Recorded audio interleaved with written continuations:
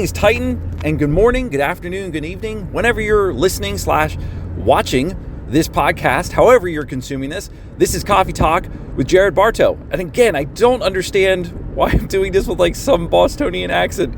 But anyway, as you'll notice, the quality is just slightly different and there's actually no video. And the reason for this is it's travel day.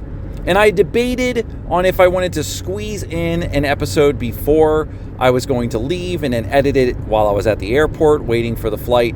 And I thought about this. I'm like, the idea behind the entire show is to make life as simple as possible and dive into the material that allows us to keep life simple and to just move forward with some type of growth. And for me to rush and force out an episode is unnatural to the flow of the show.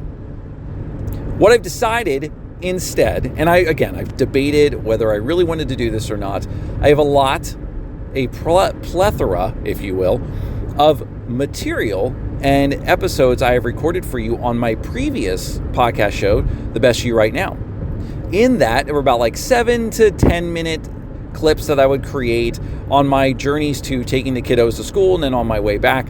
So what I'm doing, and for you, this little intro is really just to give you an idea that this episode is not the normal episode. This is on the go. So what we're going to do is listen to a few of those segments back to back to back to back. So they will be all one episode as you're listening to right now. They will not be available in separate segments, though there will be breaks in between. So I will probably drop a few in there that you'll be able to listen to and consume. The really quick material, just like thoughts that I had for myself that I was giving listeners and all that jazz. So I hope that you appreciate this. I hope that you enjoy it. I hope it is valuable to you. All the connection options are still available in the show notes. That will not go away. But the video side may not be as exciting as some of the other videos, podcasts I've been putting out there. But for those of you listening, as we normally do, it's just a little bit different in quality, a little bit different of what you're going to hear. You'll hear intros. You might hear promotions I was doing at that time. All of it is just, again, to give you something to listen to until I get back from my travels. And then we'll resume with the regular episodes and guests on the way. So I appreciate you. Thank you so much for tuning in. I'm going to start off the deal. So editing Jared, take it away. And I will see you guys next week.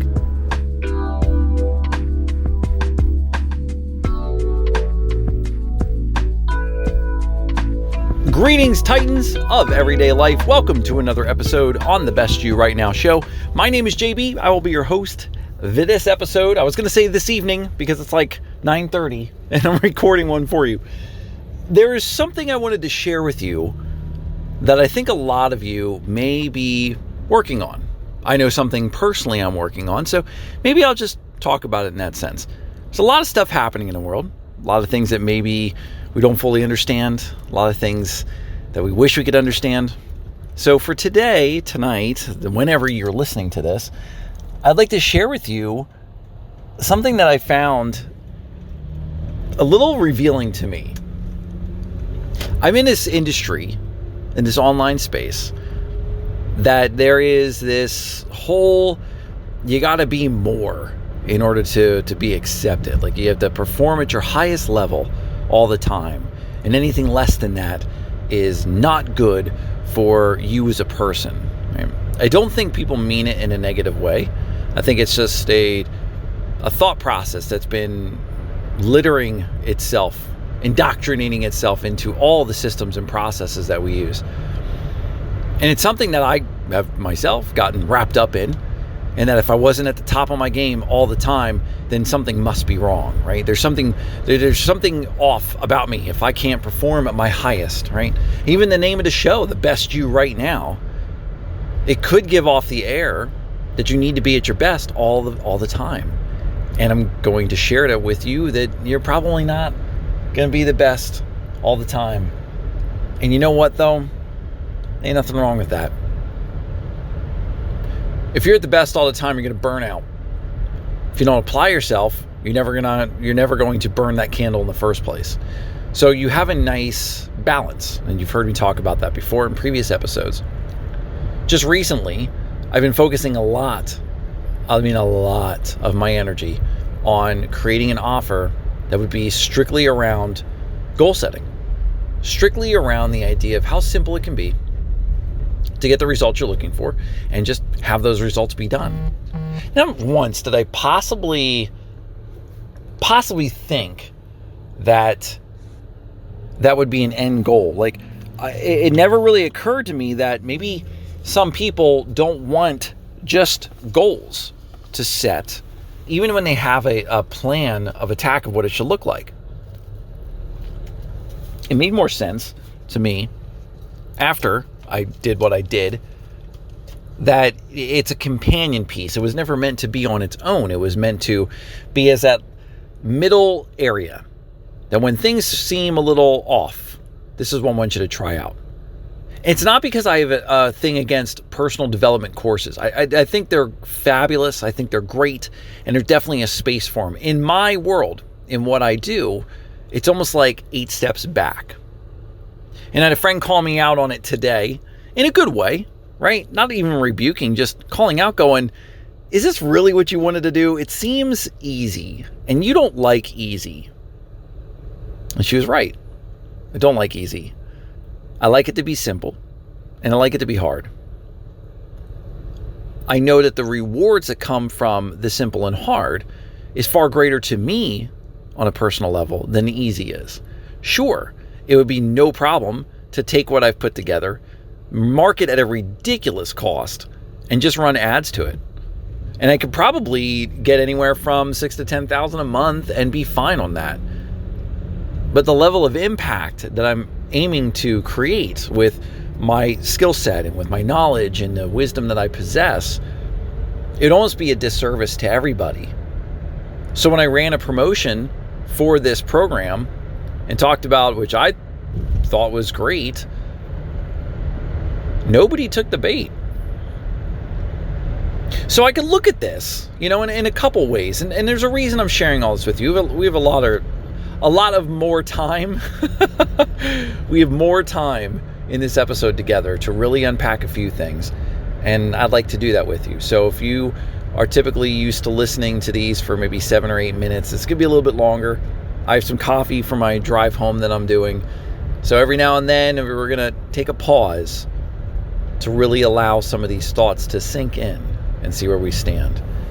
And if this isn't one for you and you don't really want to listen to a long episode tonight, it's probably not the one to listen to. Just know that I'm going to share some stories about what it's like to try anyway, even if there's not going to be a guaranteed victory. As I know a lot of us have been waiting for something magical to occur, a way to say that I'm going to take the risk. I just need to know there's something on the other side. I had a vision of claiming about 20 clients from this. With the audience I was sending it to, it was about 1,700 deep. And statistically speaking, out of those 1,700, there are probably about 300 that are warmed up to what I do. They know me, they trust me, they like me. So I thought in my head, 10% of them that would see the message and do something about it, I'd say anywhere from 50 to 75% of them were going to do something. We're going to buy, we're going to try it out, whatever, right?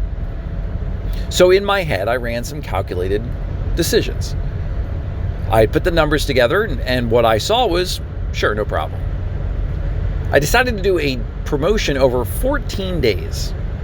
I decided to give it away for free for 14 days as a try it, right?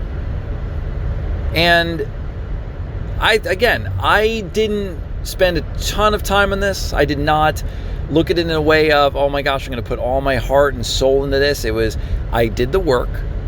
I did what I needed to do to become a minimal viable product. People have bought it before within the past few months, and it's worked for them. So I thought, why not put the whole thing together and make sense of it, right? The challenge that occurred then, though, is that when I finally put this all out together, it's like nobody was really interested. The reach died down. The algorithm did not play kindly with me. And then there's always the, I see other people posting and they're making sales and they're helping people make money, and I see all that, and I start to wonder about doubt. Am I doing the right thing? Is this really something that people want? Or do I think they want it. I mean, I did the market research, I put the surveys out there, and there were a ton of people that would love a service like this. So I thought, well, maybe I didn't frame it properly. So I went back through and I looked at all my copy, and sure enough, it was very clear on what it was. There's nothing clever about it. It's hard to format in a great way on social media because you're limited to just text, but I grew up in a just text world. So I learned how to use different characters, different sets of fonts that if I was limited to a system, I'd be able to create my own ASCII designs, right? All this kind of stuff. I'm sharing this with you for a very, very simple reason. Have you ever had a time that you tried really, really hard at something and it just didn't work out? No matter what it is. It could have been a relationship, it could have been a job, it could have been a friend, it could have been yourself. You tried something new, it didn't work out. I don't know if you've been in that space before, and I can tell you that unless you are fortified in your mind and know that you're still going to be okay, even if it doesn't perform well, it's going to be hard to survive something like that. A piece of you might die away, and that's okay. In order for us to grow, we need to shed some of what we do anyway, so that's okay. But my lesson that I learned from this is that now that I did it, I put it out there, I finally know where the space of it is. I finally know what it can be used for. It's a stepping stone to get into what I really do. And what I really do is I analyze businesses for potential growth. I challenge the way they're doing things, and I listen to how they want things to go and share with them what they need to make their vision a reality. That's been clear to me for about 4 years. But again, I'm going to ask a question that I don't know if you've dealt with before. Do you ever get that feeling like what you really are meant to do is right around the corner? You're just kind of scared to do it. Like you're not sure what's going to happen. You have an idea of what could happen, but you also don't want to try because you're nervous about what it could be. That is exactly the position that I would find myself in right now. I don't know if you can hear the whistling. I think one of the brake pads is getting loose, so I got to fix that. Again, completely different tangent to get on that stuff I can do, just not doing it right now. We find ourselves in situations where we want everything to just work out perfectly. Like there's nothing wrong, like nothing could ever go wrong. And we like to think best case scenario. I'd share that the way to really make a decision is to analyze all potential outcomes that you can see right now. All the ones that make sense to you. Any obstacles that seem to be popping up, any challenges that might seem like they're on the horizon, right? And you put them down as realistic situations. We call this a use case scenario, and we think about the goal that we have in mind. We think about everybody involved that this would be affecting, how it would affect them, and what we anticipate the execution to be like, right? So we go through and write the best case. The best case, there's no problems. Everything operates as it should. It's all fluid. There's no complaints, no nothing. It's 100% win, win, win across the board. Then we write out the exception, which is like the last thing that would happen, the last thing that would occur, that it just can't happen, right? It's like, if this thing happens, we have to tank the whole project. Again, we as people, we like to do a worst case thought because we want to let ourselves down easy. In this case, when we do these scenario examples with clients, and I do them in corporate and all this, we have to look at it in a very serious way of, chances are it's not going to be like that, but it lets us know that we have to keep working. We would want to keep working on it before we release it to the public. That's really what that means. But in the middle, sandwiched in between the best case and the worst case, is what will actually happen. We call this the alternate flow. And inside of this area is all those what ifs. This is where your brain gets to go banana crazy. You get to say whatever comes to your mind. There are no bad or good ideas. Whatever you think could happen, write it out. And then we look at that and, okay, stepwise, if scenario A were to happen, what does that look like and how will we move forward? Okay, scenario B, what does it look like? How would we move forward? And you start talking about these. Sometimes these analysis, when you analyze these things, it can take a long time, right? And when I say a long time, it just depends on how many people are involved and the size of the project and all this, right? So there's all those things to take into consideration, which again, when you're running things on your own, no matter what it is, you might skip some of these steps because it's easier just to do the thing. And sometimes we need to just squeeze the trigger. Sometimes we stare too far into the distance, unsure if we're going to hit because we want it to be perfect, or we're afraid of missing. Maybe that's it. We don't want people to look at us and say, oh my gosh, they missed. How dare they? We don't want to see that as a potential because we're worried about what other people might think. I know I'm worried sometimes about what other people might think, but it's not really worrying about what they think. It's more for me letting people down that are looking at me knowing that I'm meant to lead those types of people. I don't know if you've ever dealt with that. Maybe it's just me. Maybe I'm the only one that's dealing with it. I'd wager that I'm not alone. I'd wager that you're still listening to this far into the episode. This has probably happened to you a couple times. So then what do we do? Like, how do we navigate through this process? How do we still do the action, even though it may not produce any type of rewards? So when you take these use cases, you put them together, you do calculated risks. You're willing to accept that if you don't get the reward, you're going to learn something instead along the way. And if you're always open to learning, the worst thing that could happen in any decision you make is you learn what not to do. You learn to get data. And with that new data, you make different decisions. This way, you don't cycle back through and we don't do the same actions hoping for a different response. We don't worry about if it's going to be 100% exactly the same way because we know it's not. We have the data to back it up. A calculated risk is not even really just a risk at all. It's knowing that you're going to get something out of this. You just get to decide how valuable the reward is. For me, I have peace of mind. Peace of mind doesn't pay the mortgage, but a peace of mind allows me to create what I need to make the impact that's valuable enough to people to help me pay my mortgage. In the industry that I work, when I assist somebody in getting done what they need to get done, they have a need, a desire to be fulfilled, and I have the skill set to help them fulfill that. That to them is valuable. And when we put a price number to that, they are willing to pay it because they are experiencing what they were hoping for, that peace of mind.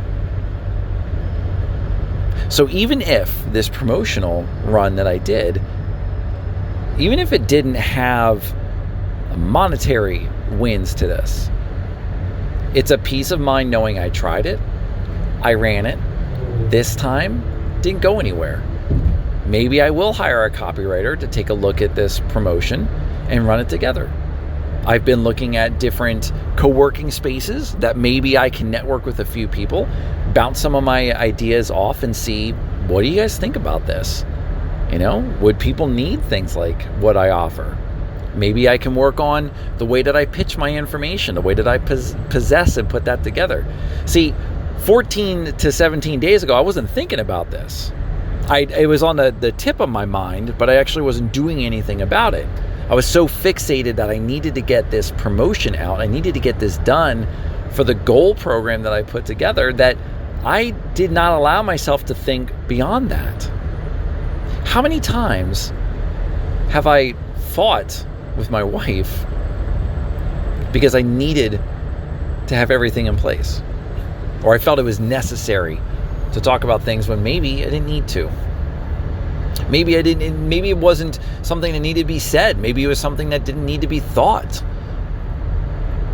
Because I was so fixated on that one piece, I didn't give myself a chance to think beyond what could happen.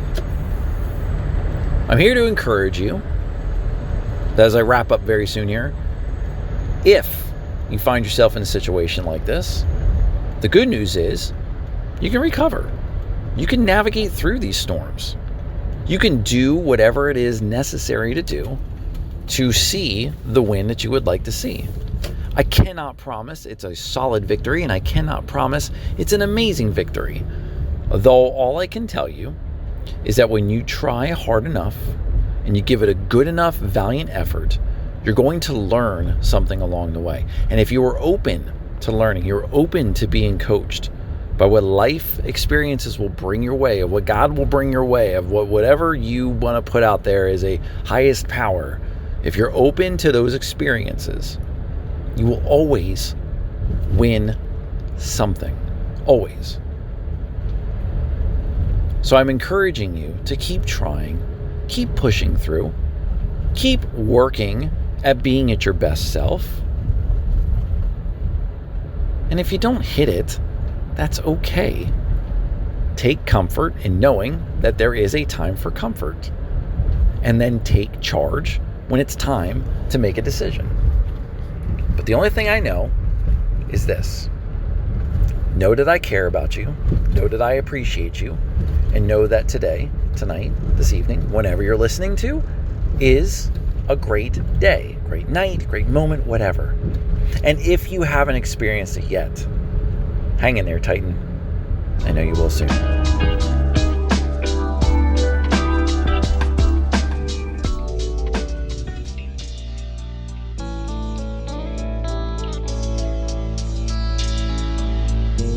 Greetings, Titans of everyday life. Welcome to another episode on the Best You Right Now show.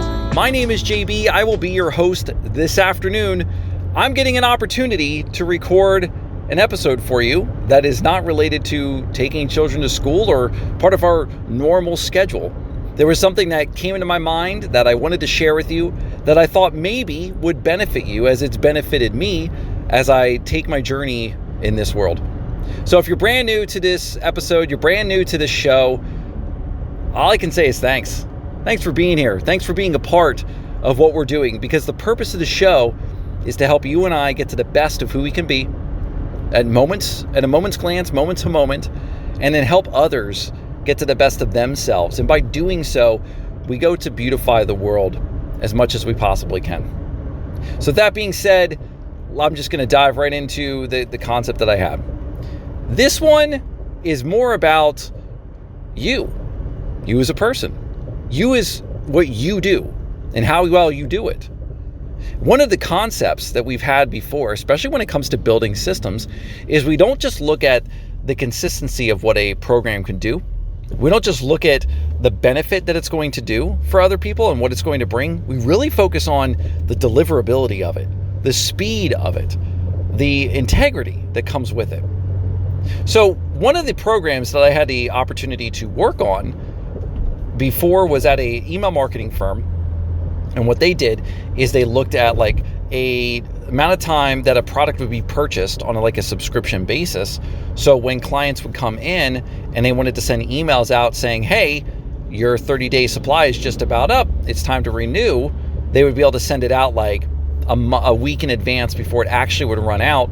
So it would be enough time to process the order, enough time to get the shipment out, and enough time in that space. So what we would look at would be like the frequency at which somebody would purchase on a normal purchase history of what they would do. Similar to like if you went to a gym membership and you would pay every 30 days or however you pay your gym membership, they would also look at the attendance that you have. Not just are you buying the service to come here to the gym, but are you actually showing up? Can we log your attendance? It's things like this, right? So then we would look at the rate, the amount of which it would happen. Like I said, the attendance for a gym membership. By combining all these together, we get a frequency of how often you would be likely, based off of data, to do what you want to do. And this program was very interesting to me in the sense that I like consistency, I like data, and I like data being consistent. So it's a nice combination of all of that together. So while I was thinking about this and while I'm building it for my own side, I was also sparked to talk with you about it in the way that you are going about your day-to-day life, whatever it is you're focused on. You might think that you see somebody put an inspiring post on Instagram or your social media platform of choice, and you think to yourself, wow, if I could just be where they are. Have you ever done that before? I mean, I'm guilty. I've done it plenty of times. Not necessarily in the comparison side, but looking at it going, wow, I would really love this. I think this would be great. Now, if we do it too much, then it goes into the comparison side. Well, I'm not as good as so-and-so, so of course I'm not there yet. That's for another topic, another time, not for today. What I'm looking at it is, we don't know behind the scenes what this person has been doing to get to where they are today. And we don't know how long it's taken them to do it. For us, it may seem like an overnight success. You see a post today and they talk about being able to pay off a car in 3 months instead of 3 years or whatever it would be, right? We have no idea how long they've been working towards that goal. They may have been saving up a ton of money to get a car that they really wanted. That one wasn't available. They got a different one at a different cost. So therefore they had an overabundance of wealth to just pay off the car. We don't know that. We don't know what speed and intensity they had behind the scenes unless they documented every single day, unless you and I got firsthand knowledge to what it is. So my curiosity to that is, if you are trying to get somewhere in this life and somebody says, I would like to help you, and they follow alongside of you, would you want them to slow down to take you along with them? Or would you want them to keep going as fast as they are and then you speed up to catch them? I'm curious. You can check the show notes. We have the Discord server open, so you should be able to pop in there and give your thoughts between episodes and things like that. I'm curious though, would you prefer a mentor of yours or a coach or whomever you would hire, a teacher, whatever you want to call it, would you prefer them to slow down to meet you and then you both speed up together? Or would you prefer them to go at the rate that they're going and make yourself speed up? Now, there's no right or wrong answer to this, right? There's no right or wrong. I can give you my personal take on this, my personal experience, my observation, my perspective as it is right at this moment of recording. This may change, but right in this moment, as you're hearing it, this is my thought process. I'm currently driving, as I typically do with these episodes, and I needed to merge into one of the roads leaving our small town to get onto a business highway, right? So it's like a highway that is going between towns, but it's not a highway. There's usually just one lane for each ingoing, outgoing, and it's typically anywhere from 40 to 55 miles per hour, give and take, depending on which town you go through. As we leave our town, there are 2 lanes and a merge lane. Now, I was taught with driving in the merge lane, if there's a yield, the idea, is that you're not at a full stop, but you start to slowly, you start to slowly move yourself in there, right? Now, I saw with traffic, what should be doing is if it's a bumper to bumper type thing, typically merging is like every other car goes in, like the one from the merge lane goes in, then you go forward, then the person behind you lets the one from the merge lane and so forth. If it's a free flow traffic deal, simply what is supposed to happen is that you're supposed to merge your way in there. You're supposed to speed up in the driving to keep traffic flowing, not slow it down. So as I'm trying to do this from my small town, about 3,000 people, that's definitely overstating it, but about 3,000 people in this town trying to get on this business highway, most people, when they pass this merge spot, slow down. Which then means the traffic behind them will have to slow down. And then those of us trying to merge don't know if we can take the shot or we have to wait. And then that creates a little bit of a traffic jam. So immediately in my head, I said to this car that slowed down for me, and then said out loud as we're driving, don't make me slow down to fit your life. You go at your pace and I will speed up to catch in. And that's what brought about wanting to talk about this with you. I personally don't want someone that I hire or somebody that I work with to slow down so I can, figure this out. I prefer them to go at their normal rate, give me what I need, and make me speed up to where they are. Because that shows for me that I'm willing to put in the work. I'm willing to get where I need to go. There might be times I might ask the coach or the mentor to slow down just a tiny bit so I can get an understanding. But more often than not, I will pick up my pace to get to where they are and do the best I can to match where they're going at the rate at which they're going. Does that make sense? So again, I'm curious for you of where you stand right now in your personal growth. Do you want your coach, mentor, teacher, whomever you hire or colleague up with, do you want them to slow down to match you and then speed up together? Or would you prefer to get what they have and speed up to catch up to them? I'm curious. When my kids and I are walking together, my son, he's going to be 10 soon at the time of this recording, and his legs are a little bit shorter, long, not as long as everybody else's, though he's catching up. I'm pretty sure he'll be taller than me. But right now, if he says, "Dad, wait up," I will turn around and say, "No, bud, I want you to catch up." There are times that if I need to, I will reduce my rate of my pace so he can catch up.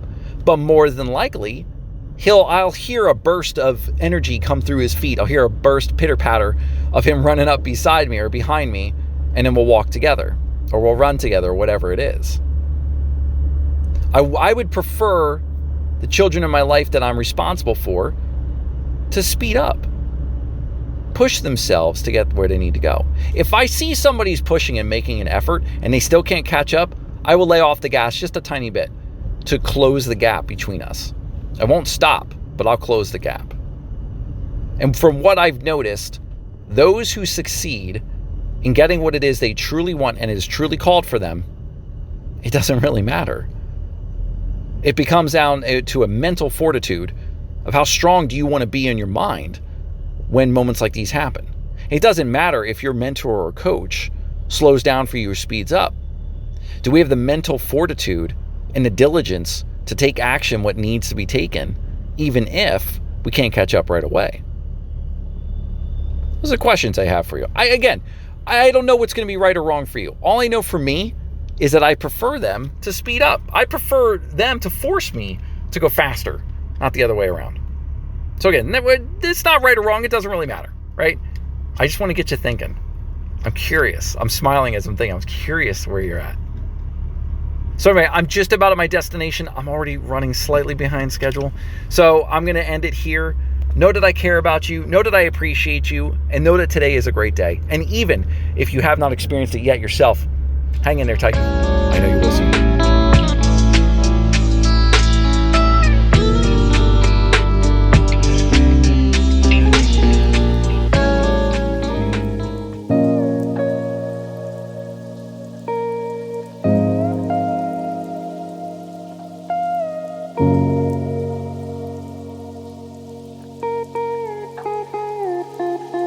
Greetings, Titans of everyday life. Welcome to another episode on the Best You Right Now show. My name is JB. I will be your host this morning. Got a couple nuggets of stories to share with you. I don't know if they're really going to be connected to each other. They do have some bit of a connection, so maybe I'll pick one of them and make that the point of it, and the other will just be the story. But whatever, we'll figure it out. If this is your first episode, I want to say thanks for taking the time to download. Thanks for your support. Thank you for listening. My intention with all of this is to give you a chance to find out how to get to the best version of yourself in any given moment possible. And then from doing that, you'll be able to beautify the world. Others around you will then be able to beautify because you will be able to assist them in getting to the best versions of themselves. It doesn't happen all the time. When it happens, you feel pretty darn good. Can't lie about that. The topic. I was going back and forth. It's all related to the same person. So that's why I'm pretty sure I can get away with telling these stories, even though they may not have a common thread. So I've often wondered when talking with my children if they're actually listening to what I'm saying. And what time does it take for them to process what I've said versus when they actually do something about it. There's a book that I recently finished called Smart Thinking, and probably one of my most favorite books, not because of it being like super simple to do or anything in that space. It's just, there's a lot of context and material that I really enjoyed, made my brain think, gave me a chance to really explore part of my mind in a way that I haven't been able to before yet. Sorry, I'm just letting traffic go by real quick here, because there's, when you're dropping the kids off, there's a lot of people that don't let each other out. Anyway, if you can't tell, I'm completely distracted by the road travel right now. Anyway, the book, Smart Thinking, dove into ways to use the brain, ways to process what we're doing, and determine ways that we are able to solve problems that aren't really problems. I'm going to go through it again because it's such a good read for me. Anyway, one of the things I would talk about from the book is called critical thinking. And the critical thinking aspect is really just going through any type of situations and just thinking about what could happen if something were to occur. Like, for example, you turn the water faucet on. What do you think is going to happen? Water is going to come out. If it doesn't, your instant thought is, oh my gosh, it's broken. This is where critical thinking comes in. Well, if the water faucet gives me water, I mean, it can't be the source of the water. It has to be coming from somewhere else, right? So in that space, that's when we say to ourselves that we have to figure out where the source is. So if we go further down the path and further down the line, we start looking at this in a way that, all right, it doesn't really come from the faucet, and it must come from somewhere else. So then you can look underneath the sink and then see more pipes. From there, you can probably start to deduce that from those pipes, it's probably going somewhere else. I mean, the water isn't stored in our home. It has to be coming from somewhere. And then you start looking around going, okay, well, where does it go? Well, does it go outside? Well, of course it goes outside, but where could it go outside? And then you might go on Google, you might go do an internet search of where does water come from? Like, you start going on these ways. That's critical thinking. You don't always have to come up with a solution, though you're giving yourself an opportunity to explore what potential solutions could be. When I tell this to my children, they look at me with that dumbfounded face. I don't understand what you're talking about. Just critically think through a scenario.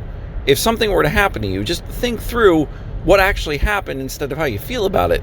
And then you can take time to explore your feelings and figure out what all that means.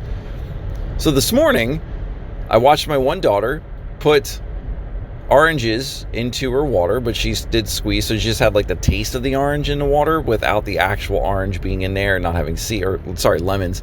She used lemons and not have lemon seeds in there, so she's straining them. And as soon as I saw her doing it, I knew in my head, she's not going to drink this. She's just doing it because it's fun to prep, but I'm going to pierce this anyway and find out what's caused, like, what is she doing?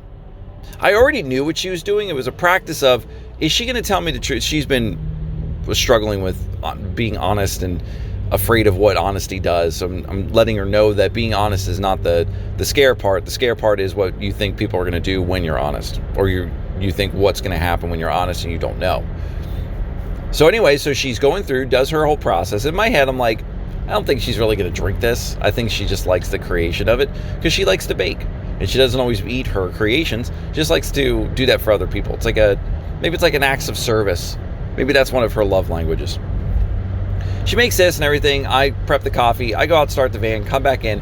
I'm waiting for parts of the coffee to be ready so I can finish making it. And she looks at me and says, "Is the van started?"